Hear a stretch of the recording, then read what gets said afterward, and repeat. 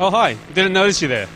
But Sean and I were just having a quick conversation about Forza Horizon, which you actually got some hands-on time with tonight, is that right? Yeah, I got to check the game out a bit. Forza Horizon is interesting because it is a Forza game that is also an open world game which basically combines two of my very favorite things in the world.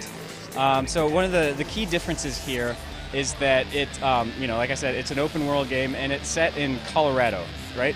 So you've got like this sort of like crazy rugged frontier of Colorado, a lot of mountains, a lot of desert, and it seems like it's sort of a condensed version of that. So you're going to experience a lot of different Colorado geography within the game world itself. Another interesting thing about it is that there's a full day-night cycle as well. So they've had to do some like interesting new stuff with the whole lighting engine in the game.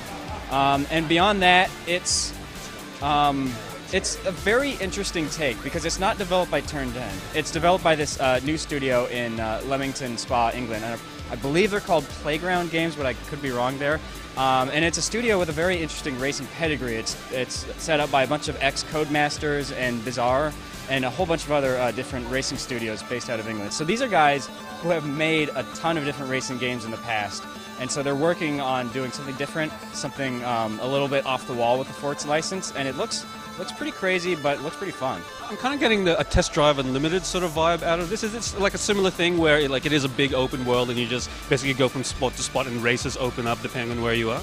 I think that's more or less how it works. There's sort of like a hub to it, and that's the festival itself. So basically the whole conceit of the game is that there's this driving festival happening in Colorado, and that's sort of where you go to like get new cars and like show off your car and like upgrade and like paint it and everything like that.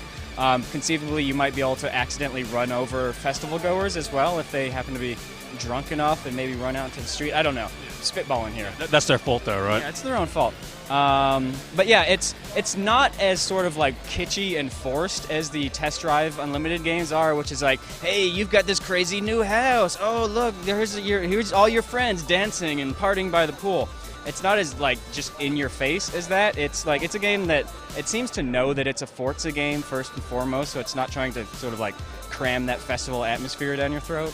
So if it's an open world, is it still fairly much a simulation Forza, or is it sort of dialing back the simulation aspects of it? Is it getting a bit more arcadey, or? So it's intended to be a little bit more accessible for new racing players as well, but it's also got the very granular level of driving assist customization, things like anti-lock brakes and like traction control and all that stuff, which you can go in with a fine-tooth comb and choose what difficulty setting works for you. So they let you do that in this game. So in Forza, it's really like as sort of accessible or punishing as you want it to be, and it sounds like they're doing that here. So how did it actually feel?